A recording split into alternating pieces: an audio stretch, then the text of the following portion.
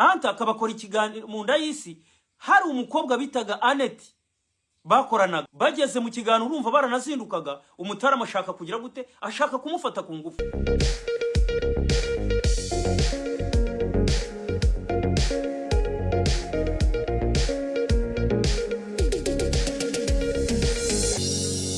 Hello ladies and gentlemen, come back on Boss TV Media Calculator, Peacemaker, Dollars Keeper, Let's be in it, we stand for Rwanda. Bakuzi ba Boss rero nk'ibisanzwe nkuko nabibabwiye rwose nabasezeranyije muri iyi minsi rwose tugiye kujya tubazanira amakuru menshi cyane. Bwashize twavuga ku makuru y'abari Tazari ayo muri APRFC twayagarutseho, ariko uyu munsi nje hano imbere ya kamera ntishimye cyane kuko hari inkuru ziri kuca ku mbuga nkoranyambaga zitandukanye. Abanyamakuru b'imikino amatiku yabo ari kwangisha abanyarwanda n'abakunzi b'imikino, ari kubangisha umupira pe n'itangazamakuru. Abanyamakuru bari gutukana, abanyamakuru bari gusebanya, ibintu ni ibicika kuri iyi mihanda. Niyo mpamvu imbere y'izi kamera ntishimye, kubera ko ni ibintu bibabaje cyane kubona abantu byitwa ngo bize itangazamakuru barimo basebanya batukana ku mbuga nkoranyambaga zikurikirwa n'abantu bose. So nayo makuru tugiye kunyuramo muri make, tunafite n'ama video y'abo banyamakuru batukana ku mbuga nkoranyambaga zabo, ubona ko ari ibintu bigayishize cyane rwose, bigayitse bitagagombye ku bantu byitwa ngo bize itangazamakuru. Ariko nkuko bisanzwe ntabwo tujya dukora turi twenyine, tuba twazanye abantu bo kudufasha gusesengura aya makuru. Nagira ngo nongere nkwakire Placide, ngira ngo hano hamaze kuba mu rugo, nagira ngo wongere usohoze abakurikiye Boss TV kugira ngo nabo tujyanemo neza twongere tuganire. Urakoze cyane kumpa ikaze. Ngira ngo nongeye nibwira abaturarwanda, mazina ni yayandi, ni Placide Bayiringire. Ngarutse mu kiganiro kuri Boss TV, ariko nkuko twagiye tubiganira, bikaba ari wa mwanya tugerageza gusesengura amwe mu makuru abagiye anyuranye aba yagiye acaracara ku mbuga nkoranyambaga hano mu Rwanda. By'umwihariko rero nkuko watangiye bikomozaho, tukaba tugiye kwibanda ku banyamakuru ba siporo batangiye ubwabo nk'icyo nakwita kuzana mu mwuka mubi muri siporo. Urakoze cyane Placide, ngira ngo aya makuru ari skandali cyane. Ye naho zinibaza se aba bantu certificate cyangwa se diplome bafite mu itangazamakuru barazitoragwe, aho usanga abanyamakuru baherutse bamwe gutwara n'ibihembo byo kari abanyamakuru beza bakoze inkuru zicukumbuye, ariko ugasanga umuntu yagiye ku mbuga nkoranyambaga ufaniye ikipe nginda yanga ari umunyamakuru wabigize umwuga. Ibi bintu rwose uri kubona ko bigayitse. Njye ahubwo numva bajyaga bavuga gufata ku mavuta ngo bamufunze, ngavuga ngo ibigambo ngo kuko ngo yanyweye ngo urumogi. Aba ngaba nabo barebye wagira ngo baba banyweye nabo urumogi, ko nta muntu wavuga ngo afite professional mu kintu akora. Usanga ari kuvuga ngo ngira ngo mukanya turaza gukira abana ama video, ariko ndagira mu nawe ubanze uvuge kuri iki kintu. Gute umunyamakuru uvuga ngo afite certificate, afite diplome, usanga yagiye ku mbuga nkoranyambaga akajya gusebya mugenzi we avuga amakuru rimwe na rimwe ibintu by'ibanga bakabizana? Ngo hano ikintu cyambere kiri kugaragara mu banyarwanda, nkuko nkunda kubikomozo, ngiye mbona ari guta ubunyangamugayo. N'umuntu yari atwara umunyamwuga tumubaha mu itangazamakuru muri siporo, ugasanga yewe twamufataga nk'icyitegererezo mu makuru ya siporo.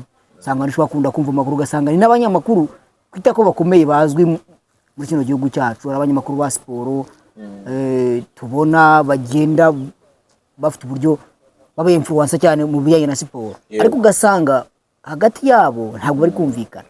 Birababaje kubumva umunyamakuru we ubwe yifata ngo ikipe ngo ndayikunda nginda yanga. Ese ukibaza ikipe ayangira iki imbere na mbere? Akenshi giye nkunda gusanga impamvu bavuga ngo banga amakipe, ntabwo ndabirebera ku ruhande rumwe. Nuvuga ngo byanga byakunda hari impamvu zibyishe inyuma kugira ngo umuntu ajye gusebya ikipe runaka. Ntabwo uri umutoza, nturi n'umuyobozi, ariko ngo wanga ikipe urayanga mupfiki. Birangiye ngaragaza ko ari uguta ubunyangamugayo abanyamakuru ba siporo. Nuvuga ngo ikintu cyo gihari, abanyamakuru bafite inda nini, abanyamakuru bari kuba imandwa z'amakipe, bari gushaka indonye. Umuntu arifata agasebya ikipe, nitamuha akantu ngo aravuga ngo ibiyirimo. Abanyamakuru bari gusebanya bataye ubunyamwuga. Umuntu arifata agasebya ikipe, umuntu kwitamuha akantu indi akamuha akayivuga neza. Yagira ngo ni kesi zitandukanye, ariko ndagira ngo abantu babanze barebe aka kavideo. Tugiye guhera ku munyamakuru bita Sam Karenzi. Sam Karenzi ni umunyamakuru kuri FNFM, twari tuzi nk'umuntu uri professional ko ibintu bya kinyamwuga, ariko ndagira ngo abantu babanze barebe aka kavideo ubundi tuze tuvuga kuri Sam Karenzi. Nanjye ya mbere nkunda yitwa Bugesera FC. Ikipe ya kabiri nzagwa nyuma yitwa Rayon Sport FC. Ubururu numero. Ikipe nanga kurusha izindi yitwa APR FC. Abantu murakoze cyane, ngira ngo mwayibonye video ya Sam Karenzi. Sam Karenzi arimo aravuga ati ngo njyewe ngo nkunda ikipe ya Bugesera, ngo nkunda ikipe ya Rayon Sport byimazeyo. Ikindi ngo nanga bisobanura imicuro zirenga zingahe ngo yanga ikipe ya APR FC. Umuntu w'umunyamakuru ubundi muri mu banyamakuru babigize umwuga, kirazira kikaziriza kwerekana amarangamutima mu kazi ukora. None Sam Karenzi nk'umuntu twafataga nk'umuntu uri professional, akaba yatangiye kwerekana amakipe abogamiyeho ngo ngakunda Rayon Sport ngo yanga APR. Ibi nabona bitarazana umwuka mubi mu itangazamakuru, cyane cyane iri rya siporo. Mu itangazamakuru bino bintu bigiye kuzana ibintu by'amakimbirane, yego, ariko tunabirebeye hagati mu makipe. Barakirazira nk'umuntu w'umunyamakuru kugaragaza uruhande ubugamiyeho mu gihe uri umunyamakuru. Byari bitoye bizwiho no muri Sam Karenzi afana ikipe ya Bugesera. Yego, rimwe na rimwe bakavuga ko ari no mu bantu babatera nkunga b'ikipe ya Bugesera. Yego, ariko ntago ngiye numva ukuntu Sam Karenzi tumenyereye itangazamakuru bwe yitora akavuga ngo akunda Rayon Sport byimazeyo, akunda Bugesera, akavuga ngo yanga ikipe ya APR. Bira ntago bigaragaza ubunyamwuga muri rusange.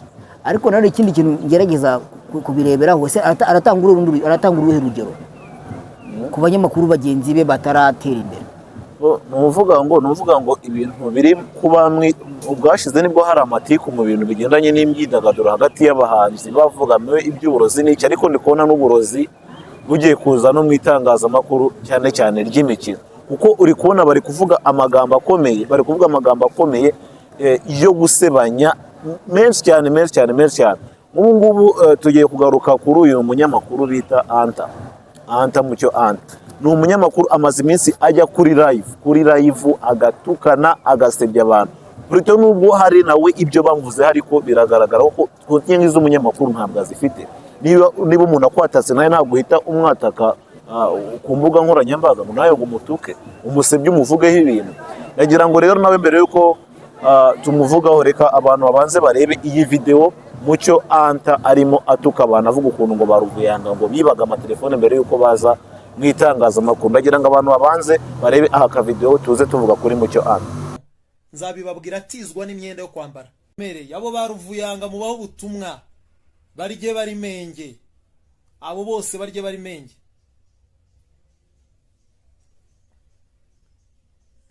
Mugenero butumwa rero ni Dasi na Mutangazaje nabo mubabwire ngo araje yiyiziye, mubabwire ngo ari yiziye uwo bitarambo mu biti. Muribuka filime ya Rambo mu bisheke, mubabwire ngo rambaraje. Ariko biteye agahinda ku munyamakuru nka Leonidas mu myaka maze muri kariyeri, ari umunyamakuru ushobora kuba gisabiriza n'umuhisi nanjye ubwanjye arambwira ngo kanda kanyenyeri. Ibaza umuntu nka Leonidas umaze imyaka 100 mu itangazamakuru. Niyo mpamvu gutera imbere bigora. Abo bose nabasanze mu itangazamakuru, ariko ngiye kuri basigamo bameze gute se? Ngiye kuri basigamo bameze gute? Bagivuga ngo kanda kanyenyeri, akibaza ngo icupa ngo nihe mwanywereye. Hari wigeze abona Anta mu kabari? Hari wigeze abona Anta yajyanywe n'umuntu ahantu ngo yagiye kumugurira? Oya. Ariko zenguruka utubari tw'inyamirambo uzarebe, uzasanga yuwo Leonidas. Uwo niwe muntu mwumva? Uwo niwe unyita igisambo? Mfite ibibanza byanjye 2, mfite inzu yanjye, mfite imodoka, mfite umugore, mfite nubatse. Urambwira umuntu usabiriza, ugenda usabiriza umunyamakuru imyaka 60 arasabiriza mu muhanda. Bose nzabasubiza kandi mbavuge cyane, nandwe ari gahoro. Baragerageje gucokoza, ariko bazamenya ko bacokoze Kabutura cyangwa Rambo. Esetse mitima yacu yaratesetse. Sam Karenzi aguriye abakinnyi APR imyaka 2, ariko akihisha ntashake kugaragara, ahubwo akaba ari twebwe bagaragaza. Twebwe kubera ko twuriye just indege twagiye kureba match tukwikundira match, kubera ko twagiye mu myitozo ikirongi tu zabaze bose birirwa bavuga bantu bazabaze bajye mu bitabo bya Pere, nzi ko Sam Karenzi yabigeramo bifite ububasha, azagenda arebe ko ari nta namwe ya Pere yigeze inyishyurira nari mwe, ariko yigeze inyishyurira. Abanyamakuru bose mwagiye mubona twagiye tujyana, APR arabishyuriraga, ariko nge ntago nari mwe yigeze inyishyurira, nta nari mwe yigeze imana Fred emisiyo y'amadolari 300. Muzagende mu biperereze mubimenye, muzahita mumenya uburyo imitima yacu ibarate, mitima yacu barayangije abo bantu ni babi, babaye bigize intama ari ibirura. Nda guhera le 30 iyi ni sample ndi gutanga, mubwire ba Ruvuyanga bibaga amatelefoni Muhanga bataraza mu itangazamakuru, nzabageraho nzababwira ibya Ruvuyanga Dar es Salaam. Ngira ngo rero nguwo Mucyo Anta mwamubonye, mubonye amagambo yavuze, ni amagambo aremereye. Mbere na mbere yabanje aratira abantu ko afite ibibanza bibiri, ngafite n'inzu, afite n'imodoka, ariko nk'umuntu ukora bya kinyamwuga ibyo ntabwo ari ibintu wakarase nk'umunyamakuru. Abanyamakuru bagira amahame bagenderaho, ahubwo nge sinzi niba boss ahubwo yakagombye kuba yamwirukanye kuri radio ndetse na televiziyo akoraho. Ntabwo ibintu nk'ibyo umuntu w'umunyamakuru yakabivuze ajya gusebya abandi banyamakuru ngo bakora akazi bwihishwa mu yandi makipe, nubwo nawe bamuvuzeho ntabwo aba afite kwataka abandi bantu, agasebya umunyamakuru Ruvuyanga abantu bemera kuri RBA ngo yibaga amatelefone mbere yo kaza mu itangazamakuru. Urumva ko ibyo ni ibintu biteye isoni. Twaye no kuva ku banyamakuru gusa no muri rusange ugerageje gutuka umuntu, ugatuka umuntu mbese wabigambiriye, kira ni icyaha ajyanwa n'amategeko. Ahubwo nge nibaza abantu nk'abo kuki badakurikiranwa ngo bahanwe.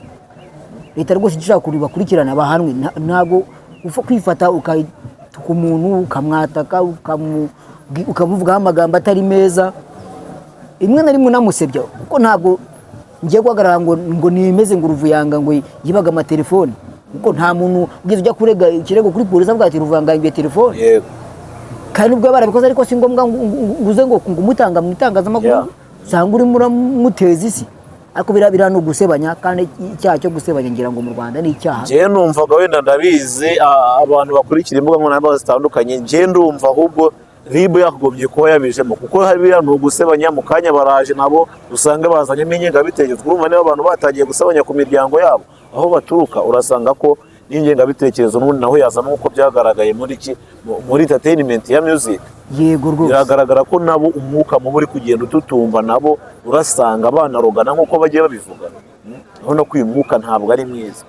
Ngira ibi bintu ntabwo ari ibintu bishimishije, ni ibintu bibabaje. Ni ibintu bigaragaza yuko abantu ubwabo muri bo hari umuntu bukibarimo. Ese urifata usibye mugenzi wawe w'umunyamakuru mukorana mukagaburira n'umusebye, se birakungura iki, biraza kungura iki? Ese urabikuramo iki? Yemuga ngo hari ubwo bajya bakunda gusebanya ukumva ngo yasabye imbabazi ngarama, ese izo mbabazi ziravamo iki? Uvuga ngo ubwashize ikigo cy'itangazamakuru cy'u Rwanda RBA wabonye ko cyanyujije umweyo mu banyamakuru bagiye bagaragaraho amafuti atandukanye. Rero numva n'abanyamakuru rwose bari kugaragara muri izi kesi zo gutukana, zo gusebanya, bari kwica umupira, bari kwica itangazamakuru ry'u Rwanda, nabo bagomba kugezwa imbere y'ubutabera kuko bari gutuma abantu banga football. Nk'Amavubi mu kanya agiye gukina, ariko wasanga hari abantu bariye akantu bageze gute, baraza kuvuga amagambo ngo umutoza ngo abakinnyi n'iki, ugasanga bari kutwicira umupira. Football yo mu Rwanda iyo ikintu cya mbere kiri kuyica, iri kwicwa n'ibintu by'amagambo biri aho ngaho. Ikipe niba yatsinzwe ngo baturoze amarozi, cyumba bivuga muri football ngira ngo byagiye bibaho amakesi nkayo ngagenda baho. Match y'Amavubi igiye kuba, hari abantu bamwe batangiye kwerekeza muri stade, ndakeka ubu ngubu biri hafi no gutangira, ariko tubanze tubirebere mu ubu buryo. Ese abanyamakuru ba siporo bo ubwabo aribo badukundishaga siporo, niba batangiye gutangaza ibintu bihabanye n'umwuga bakora? Yes, ntabwo nakumva umuntu utukana usebanya ngo ngiye kumva match ari kogeza. Uwo muntu urakurikira ibyo ari kukubwira mu gihe nta rugero ruzima ari gutanga. urumva ko nta banyamakuru benshi bari muri iyi kesi yo gutukanya no gusebanya. Hari n'undi munyamakuru wahoze avuga ibintu byo muri APR, ngo APR habamo ikintu wabo bamwita Bruno Taifa. Bruno Taifa rwose nawe yarifashe, nubwo wenda ntuzo yari yabatatse Mucyo Anta akabatuka, ariko nawe yazanyemo kesi yuko Mucyo Anta yagize gute, hari umukobwa bita Annette yashatse gufata ku ngufu. Abakozi banjye dukorane mubongeze mugire gute. Haje kuvuka ikibazo gikomeye cyane. Ubwo ndimo ndababwira ibintu bya Anta, ndababwira uburyo Anta tamenya n'abantu bamugiriye neza. Anta akabakora ikiganiro mu nda y'isi, hari umukobwa bitaga Annette bakoranaga mugabo. Bya bindi bya mu gitondo baraza barapyatura, bageze mu kiganiro urumva baranazindukaga, umutarama ashaka kugira gute, ashaka kumufata ku ngufu. Ngo bagiye gukora ikiganiro cyitwa mu nda y'isi. Yego nubwo iyo kesi yaba yarabaye, ariko ni ibintu n'ubundi byari biri secret, ntabwo yagombye kuba yarabigaruye ngo avuga ibyo bintu, nubwo bari gutukana. Ikibazo bafite ntabwo uyu muntu akwatatse nawe uhita umwataka cyane rwose cyane. Umuntu niba yakwatatse ujya kumurega cyangwa mukabikemura mu bundi buryo, ariko nawe yazanyemo iyo kesi. Yazanyemo iyo kesi avuga ukuntu ngo Samu Karenzi ngo bakomakomye ngo umukobwa agiye kujya kuri RIB, ariko nabyo ntabwo byari ngombwa ko Bruno Taifa azana ayo makuru, ayazanira abantu b'Abanyarwanda. Ayo makuru nta kintu yadufasha. Buriya birababaza kubona umuntu w'umunyamakuru agize ahagera cyangwa umuntu uwo ari we wese ari igiciro avuyemo ari ikintu cyagezemo. Ngira ngo Samu Karenzi turamwibuka mu bihe byatambutse akora kuri Radio Sarusi, aho yazamukiye. Samu Karenzi yari umunyamakuru mwiza, utangaza amakuru neza, umunyamakuru rwose twemera. Ari nabwo yaje kubona promo akazamuka ajya gukora mu bindi bitangazamakuru avuye kuri Sarusi. None ukabumva atangiye kwangiza izina ryiwe. Bura ni kuri umuntu agenda yangiza izina rye akagenda yangirika. Ni kuriya uko abenshi ndakeka ko ntabwo nkeka ko iyi nkundura itarasiga babirukanye mu bitangazamakuru, kuko buriya nta bunyamwuga burimo. Kubirukana ntabwo bihagije gusa, ngira ngo n'inzego z'ubutabera zibakurikirane, kuko ntabwo ari ibintu bikwiye kumena amabanga ushinzwe kuba warinda. Uri umunyamakuru ugiye mu ikipe ubajijemo amakuru arimo, baragwa amakuru atandukanye, ariko uragerayo utangaza n'udatangaza. Ugiye kwataka abantu winjiye mu buzima bwabo. Uvuze kesi leta isaba abashinja, buriya wowe wifata utari umunyamategeko, udakora mu bugenzacyaha, udakora mu bushinjacyaha, ugashinza umuntu ibyaha, ntabwo byemewe. Kabone n'ubwo unabifitiye ibimenyetso, we nta burenganzira ufite bwo kujya gushinza umuntu icyaha ataguhohoteye, ukazana amakuru yawe ku ruhande wakuye ahantu. Ibintu urabona ko bari guta ubunyamwuga. Akenshi n'ababikora uba usanga wenda hari ikibatera kugira ngo babikore, ariko ntabwo uyu mwanya twitaye ku kintu kibatera kuvuga ayo magambo.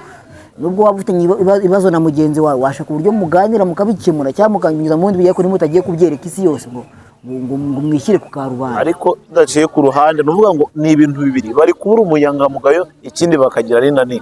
Nuvuga ngo muri bari abanyamakuru ntawe ukora kuri radio cyangwa itangazamakuru giciriritse, bahembwa neza, babona agahimbaza munsi. Ibinyamakuru bakorana n'ibiza, rero ugasanga bari kubura icyo kintu cy'ubunyangamugayo, ndetse n'icyo kintu cyo kuvuga ngo bakwirinda inda nini.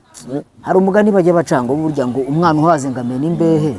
Ni ukuvuga ngo bari abanyamakuru urebye na background zabo, uburyo bazamutse mu itangazamakuru, bo biragaragara ko bumva ko bamaze kugeraho bagera.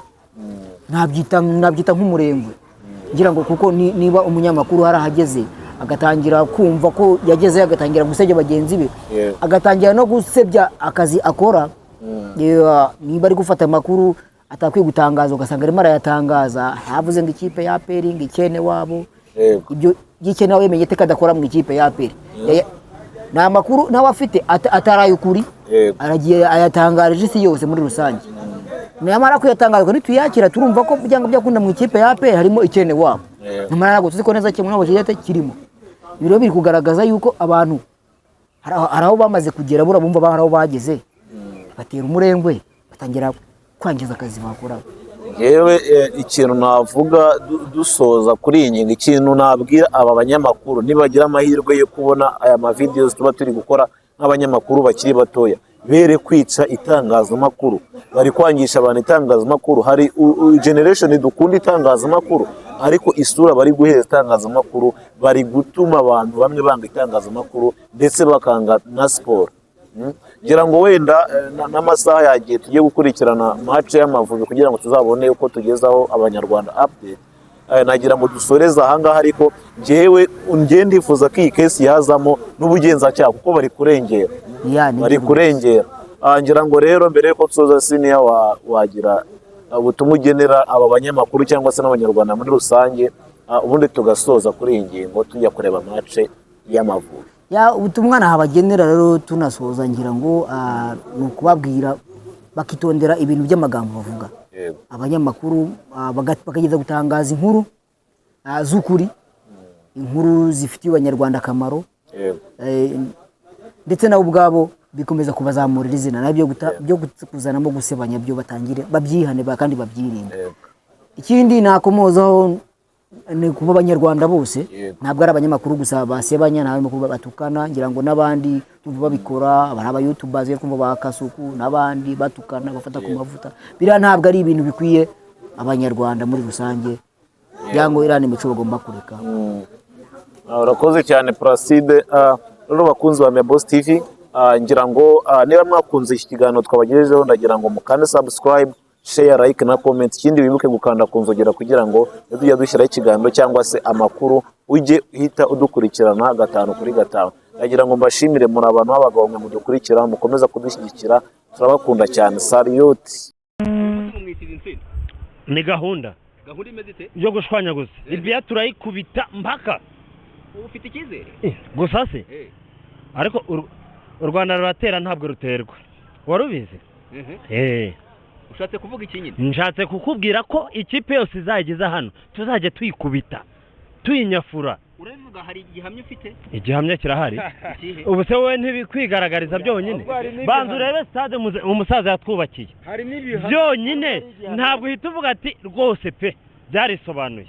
None se Gacu, tubazi mu guhangana nk'abafana, uyu munsi mugiye gusenyera umuguzi umwe gute kugira ngo mushyigikire ikipe y'Amavubi? Guhangana ushatse kuvuga ni ukuhe? Ko makerebe nk'abafana b'amakerebe. Iyo twageze ku ikipe y'igihugu aba ari ikipe y'igihugu, nta muyovu, nta mureyo, nta mwaperi, nta n'uwamukura dayeri, twese tuba turi hamwe, aba ari ikipe y'igihugu cyacu kuko twese turabene igihugu.